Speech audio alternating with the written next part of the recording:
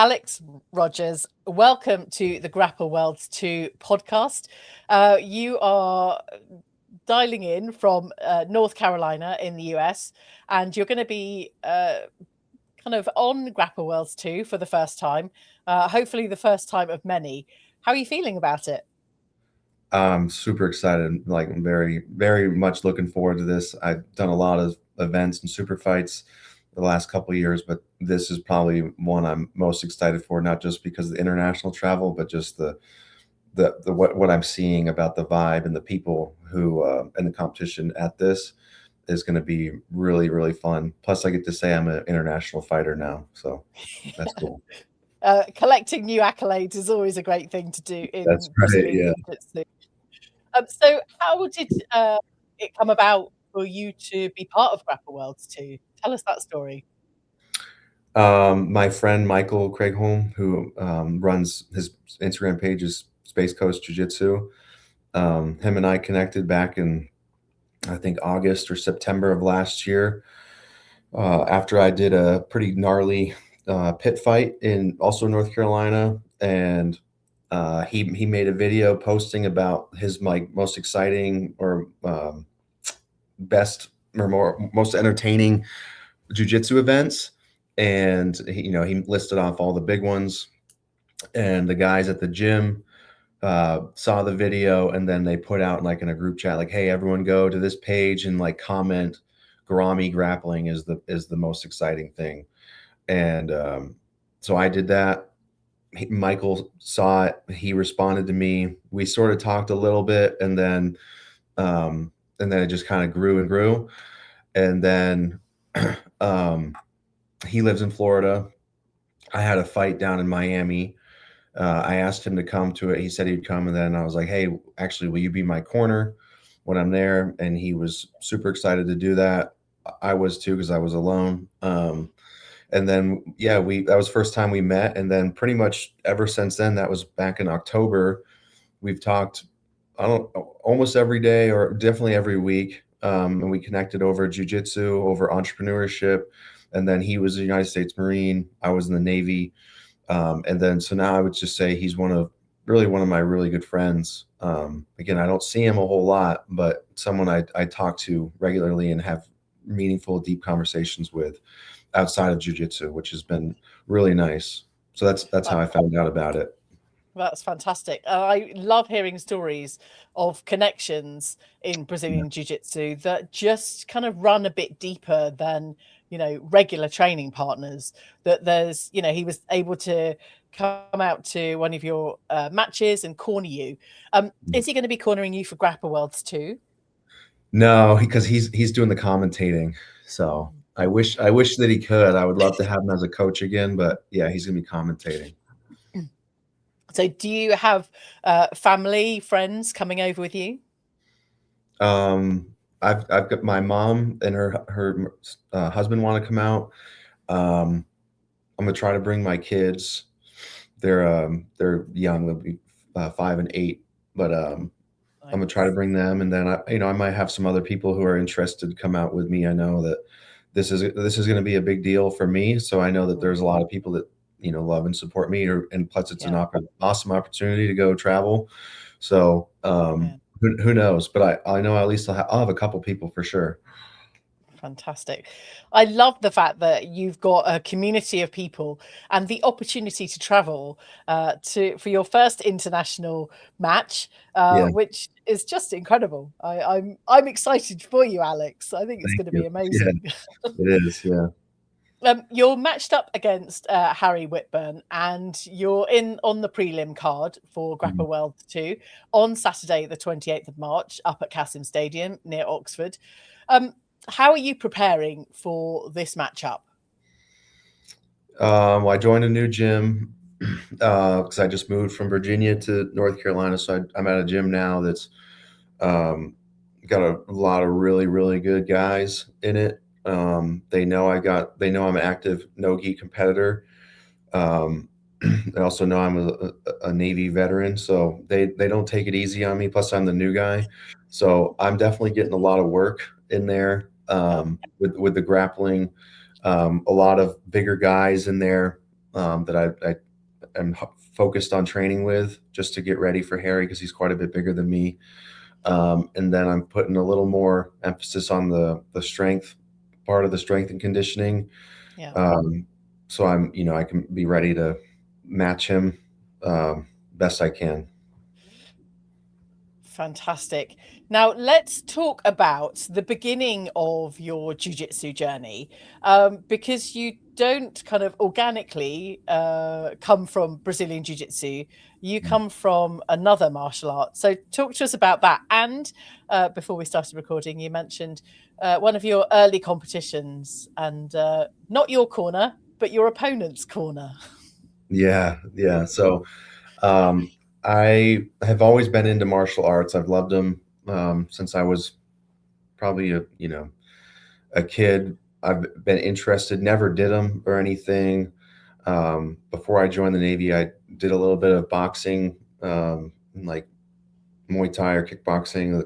And then I joined the Navy. I was in the Navy for 12 years, and we would do like combatives training, but nothing, sport really.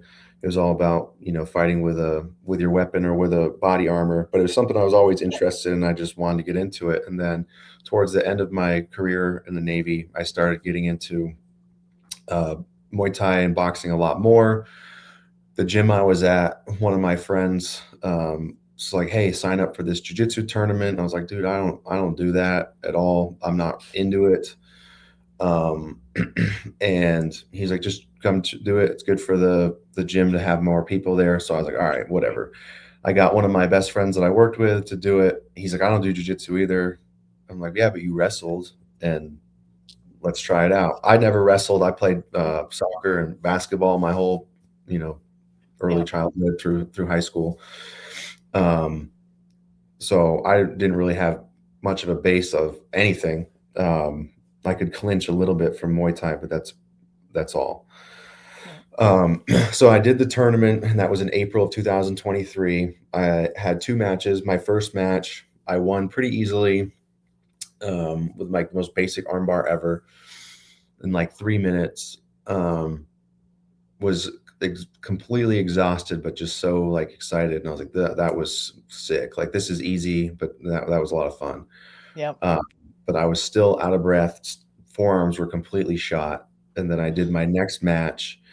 And as soon as I like grabbed the opponent's corner, just started telling his guy everything I was about to do, um, which was so frustrating. I'm like, this guy is literally in my head, like on the joysticks, Yeah. controlling what I'm doing. And I don't know, I can't like do anything else because I don't know anything. And I lost that match 22-0. And ever since then, I'm like, that will never happen to me again. And I just fell in love with it, like obsessed with jujitsu. And I did a little bit of gi, but really, I just really fell in love with the no gi part, and that's pretty much all I've done since April 2023. As much as I can, I've traveled all over the place in the U.S. trying to compete or train, and it's just been a huge thing for me, not just for the training aspect, but for my mental health as Yeah. well. There's times where I don't want to go because I'm tired or sore or having a bad day, but I'd say there's never a time where I don't need to go. I always need to go because it's good for my Yeah. brain. I think so many of us feel like that. But I want to reflect on you winning your very first jiu-jitsu match, Yeah. and kind of the elation and the feelings that go along with that. Um, I mean, it must have just felt incredible. It's taken me a couple of years, if not three, to win my very first match in jiu-jitsu. But coming straight off the bat without any training and just going straight for it. How did you really, truly feel? Yeah, I mean, I was pumped. I was like, this is so cool. Like, I'm so glad I did this. Like I said, this is easy. Like, this is, jujitsu is not real or whatever. Like, I knew Yeah. I was like in a Masters 1, like white belt competition, but still, I was like, I just won my first match and I didn't even train. Like, it can't be that difficult to get good at this.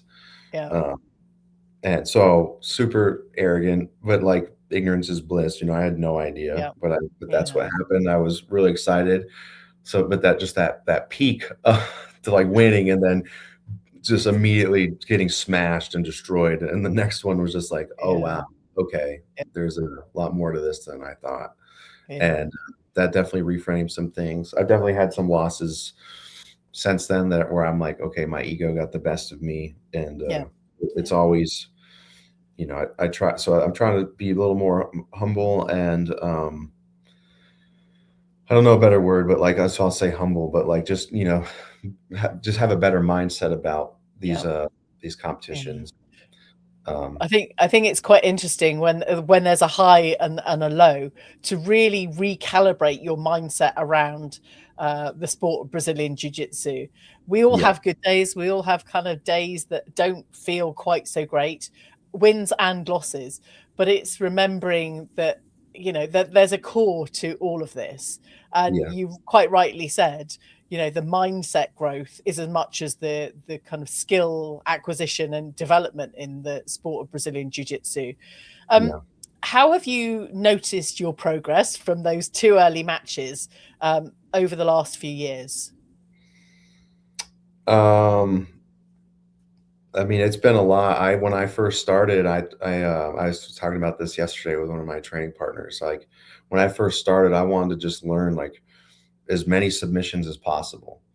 I was like, I just want to know how, because it's like I felt like I was getting decent positions on people, but I'm like, I don't know what to do from here. I don't know what to do with my hands. And so I just tried to learn a ton of submissions. And then I feel like I started to get to a point where I'd understand not only like different submissions, but also like just kind of how the body works. Like if you bend an arm this way, they're probably going to tap, So I focused a lot on just learning a bunch of submissions. I never really got super good at anything. I just learned a lot. And then, as I got better, people are like, hey, you got to start learning, like, you need to have like your sequence, like your attacks, like the things that are important to you. Sure, it's great, a bunch of stuff, but you don't know how to get there. It doesn't matter. So you need to have like a basic understanding of like how to get to that position so that you can get the submission that you need that makes sense and without losing, the advantage or the position, whatever it is. So that's kind of what I started working on like a year and a half ago. And now, now I have a couple things that I do, but I mean, it's always evolving, because as soon as you get to a certain point, you're like, okay, cool. I'm doing really well, like at this gym or at this open mat, I'm probably one of the best guys here. And then you go somewhere else the next day or the next weekend, and you're like, I am right back at the bottom of the totem pole. And I have, like, I just mopped the floor with these guys 2 weeks ago, and now I'm at this gym, and now I'm like, everyone is ragdolling me. So and again, just continuing to stay in that training mindset and be like, I'm never, like, I know I'm never the best no matter what. So, but never allowing a previous win to elevate you, like arrogance wise, like continue to build on that mindset and take those lessons learned. That's probably been a big thing for me. It does sound like a bit of a roller coaster that we all experience, the highs and the lows throughout all of it. And no 2 days ever really feel the same, to be fair. I'm not sure about you. No, definitely not. Definitely not. This is the Grapple Worlds podcast with me, Lou Temlett, coming to you from the UK. The sponsors of Grapple Worlds 2 are Zebra, Soul Taker Fightwear, Grapple App, Pure Recharge, 10th Planet Banbury, and 10th Planet Milton Keynes. Go and follow them all over on Instagram. The links are in the show notes. And as always, check out the clips on YouTube, Instagram, and TikTok. Also, remember to go and buy your tickets over on grappleworlds.com for Saturday, the 28th of March, over at Kassam Stadium in Oxford. Today, I'm having a chat with Alex Rogers. So, Alex, let's talk about your preparation specifically for Grapple Worlds 2, and maybe recap on some of your other super fights and how you show up at these incredible kind of showcase events. Yeah. Well, I don't so much train for individuals anymore. I'll if I do, it's more of like off a body type, not so much of um, you know, however they do things. I don't like if oh this guy's a leg locker, this guy's like a back Yeah, taker, whatever. yeah, I don't really do that. I just try to focus on my game. I don't really look up. I used to look up of my opponents on Smooth Comp or Instagram or whatever beforehand, and I would just get super anxious about it. It would I'd get in my head. So I try not to do that anymore. I try to just like, hey, I'm just gonna do my thing, and we're gonna see what happens. The only thing I'll really pay attention to is the body type. Like if it's a tall, lanky guy, yeah, I'm gonna find people like that. If it's a big, yeah, strong brute, I'm gonna try to yeah. find the most silverback uh, person in the gym, and that's what I'm gonna do. If I know they're super fast and a little bit smaller than me, I'll find that. So that's as far as I go as far as Yeah, tailoring my training to opponents. yeah, And that's just a nice to have. But I mean, I just try to go out there and train super hard every day. I have an intention for my training every single day. yeah. And then the only time I think about my opponent is to extra motivation, really. Nice. Let's elaborate on what the audience and people watching on a pay-per-view link will be expecting from you on the day, Alex. Um, it's going to be fun. I know that you're going to be entertained. Like I said, I've done quite a few super fights over the last couple of years, and almost every single time, people tell me I'm one of, if not the most entertaining fight of the night. Um, so I mean, win or lose, I always bring it. So Nice. I have fun. I like to interact with the crowd. And it's not to be like a cocky jerk or like that's what keeps me calm. Yeah, yeah, That pit fight I talked about, my first match, I was super tired. I was jet lagged. I just spent a weekend at college, and then I got up super early, flew to the fight, was just exhausted. Smashed an energy drink just to like feel okay. First round of the 2-on-2, I didn't do a whole lot. My partner carried the weight for us completely, and I was super tired, and I was just like, this is not good. We won luckily because of him, but I didn't do a whole lot. So then the next match and then the follow on, I just relaxed and I was like, remember, like, do what you normally do. And I would just, I look at the cameras, I look at the crowd. If people are looking at me, I'll like point at them, and like, I try to like bring the crowd in. nice. And it's fun because sometimes the opponent will either have fun with me or it just really pisses them off, which is just more fun for me because I'm like, I don't care if you're mad at me. I'm having fun, and the more fun I have, the more relaxed I am, Yeah, which means the better I'll perform. So that's just kind of I do that a lot, good. and I know people like that. So I know I'm on the prelims this time, but I'm gonna make sure that I'm invited onto the main card next time because I'm gonna put on a Amazing. show and have fun. Oh, I'm excited. Now, what type of walk-on music should we expect a particular style for your entrance? I've had quite a few different songs. I don't think I've never had the same song twice. I'm still trying to figure out, and that's not by design. That's just like trying to figure out which one works best for me. Yeah, Um, but yeah, I don't know. So I don't know what my song will be right now. I want to say it'll be "Many Men" by 50 Cent, but could I don't change. know. We'll see. Yeah. Does the music help you kind of, get ready for your performance? Yes, but more so like in a blocking way. Like it tunes Okay. out everything else. Um, like I'll do my warm ups, my stretches or whatever, and I'll have my music in, and I just kind of look at the ground or the mat or whatever I'm on, and just kind of block out everything and just try to, just really just cut everything out so I only have to focus on what I'm doing there. Again, that's Right. why I was saying jujitsu is so good for my mental health Yeah. because it helps me turn off everything else, at least for a Yeah. little bit. It's a switch for me, where most things are kind of dials, where I can kind of turn things down. Jiu-jitsu is like the only thing where it's a switch. It's just like everything else is off for that super fight or that training session or whatever it is. I like your mindset in kind of isolating or having something quite fantastical, the music, the crowd, the environment, but then that allows you, that loudness or whatever is going on helps you to refocus your jiu-jitsu game for the better. Yeah. That's good. That's good. Now this is your first time to the UK, first time to Grapple Worlds 2. You're hoping to come back again. But let me just share a little from being at Grapple Worlds 1. It's an incredible event from start to finish. We have the prelims, the main card, and then the quintet, which I've just spoken with the incredible Mark Hibbs, he's from the Bristol. I'm going to mess this up now. Anyway, they are one half of the quintet. So that will be quite incredible.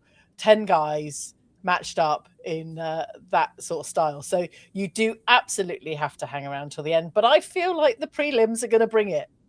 Yeah, I think they will. I'll definitely be there the whole time, trying to, see as much as I can, take in as much as I can. And because I learned that way too. And then just being in the environment I love it. I love it. I love the jiu-jitsu community. Everyone has always been so cool and just helpful and supportive of everything, So I'm super excited for that. Definitely will be probably one of the last people to leave for the night, I'm sure. Gavin will bring on the sparkle and the razzmatazz and the kind of energy, which will be incredible. You mentioned mindset a number of times. Before we wrap up the episode, let's just touch on the mindset and how jiu-jitsu and these super fights and all of those things have really helped you as an individual. Yeah, so I mean, like I said, I've only been doing this for like 3 years or so.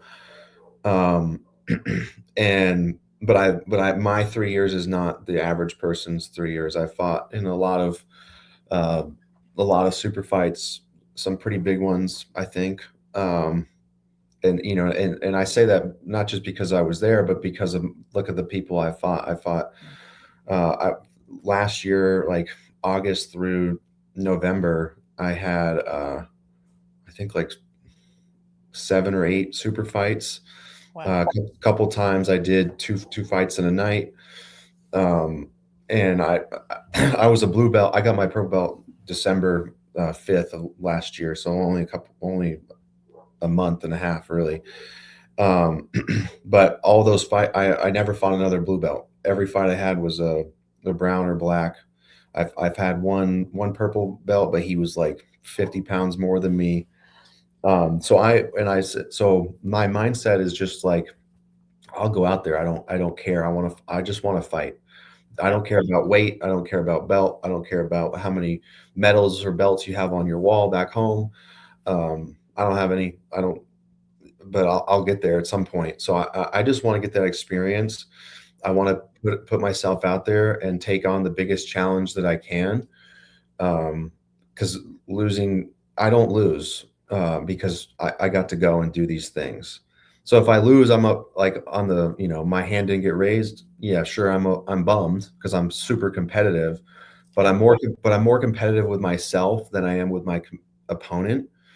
So as long as I had fun, and I know that's super cheesy, but as long as I had fun and felt like I learned something and I inspired somebody else, then that's a win for me. And then honestly, it's a bonus if my hand's raised.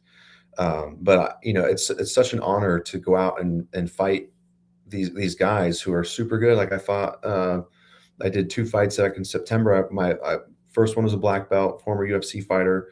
Been doing jiu-jitsu for 14 years, I think. I lost to him by decision. And then I went and was sitting down on the couch, just eating nachos and having like a margarita, just relaxing. And then there was a fight that went on, and the guy got hurt. One of them got hurt. So I told my girlfriend that was with me at the time, I was like, yo, go tell them I'll fight again right now. I'll fight that guy. Cause he just started and he was bummed that, Wow. so she went and told him, they were like, for real? And I was like, yep. And she was like, he will absolutely do it. So they went out and, on the mat and like, we're gonna do something we've never done before. We got a fighter who's already fought. He wants to come back out and do it again. And I was just like, oh shit, that's me. So I'm like, wipe the nachos off my face. I grabbed this bottle of water off the floor and like drank it. And some girl's like, hey, that's not yours. Like, it is now. I gotta go fight. I I pull my shirt off. I go out there. I'm like, let's do this. We had like a good exchange for like probably a minute and a half or so, and then he did this thing I've never seen before. Tapped me out, tore my hamstring. It was gnarly. And I was like, and then I hobbled off the stage and sat back down. I'm like, and I was so elated. I was like, that was the coolest thing ever. Yeah. Then I had all these people come up to me and be like, that was sick. That was crazy. Like, you're insane. And I was like, dude, it's nothing to me. Like, I love this. Yeah. I love fighting. And it was cool. One of the guys was Andy Varela, who's one of my favorite grapplers. And then and sure enough, I went out and rolled with him in 10th Planet Las Vegas, like later that month, actually, which was just super cool because he remembered me from that. And it was just like, so that's what I'm trying to do, is just trying to put myself out there to inspire people. It's like, yeah, I lost. I tore my hamstring, but I had so much fun and I learned a ton. I was like, well, first of all, I'll never allow myself to get in that position again because I've never seen it before. Therefore, I didn't know it, but now I do. So in a way, I'm like kind of thankful. Yeah. And that's what I'll do. I'll just tell everybody, every promoter, like, this is what I weigh, and just match me with whoever. I don't even, if I don't have to, I won't even tell my belt because it's like, it's NOGI, so it doesn't really matter a whole lot. Yeah. Because I mean, talk about ego and mindset. Like, I fought white belts as a purple belt who's like, okay, you just, I wasn't expecting that. And then I've tapped black belts, I've tapped brown belts. So it's like, you never really know. It's really just it's a style approach. That's why I was like, I don't want to focus on styles anymore. I just want to do my thing, and then I'll tailor it to the body type if I can. Like for a super fight, like for this, Harry's a big guy. I'm gonna try to find the bigger guys in the gym. But if I go do like a tournament, you're gonna have people all over the place because I love absolute. So. And that's really my mindset, is the absolute mindset. Like, I'll fight somebody that's 150 pounds. I'll fight someone that's 300 pounds. It doesn't matter to me. I love that. I feel like we could chat for ages, Alex, and I could listen to all these incredible stories. Hopefully you will be back on the next Grapple Worlds. I wish you all the luck and all the fun and excitement that you're going to bring to Grapple Worlds 2 for Saturday, the 28th of March, up at Kassam Stadium. Good luck with all your preparation, and look forward to seeing you flying in from the US very soon. Absolutely. Thank you so much for having me. You are welcome. How can people follow your journey if they're not already, Alex? Instagram's the best way to do that. It's AROG14, and that's where you'll find me. You send me a DM or whatever. Connect with me if you want, and happy to talk. Fab. Well, thank you very much. And all the links will be in the show notes.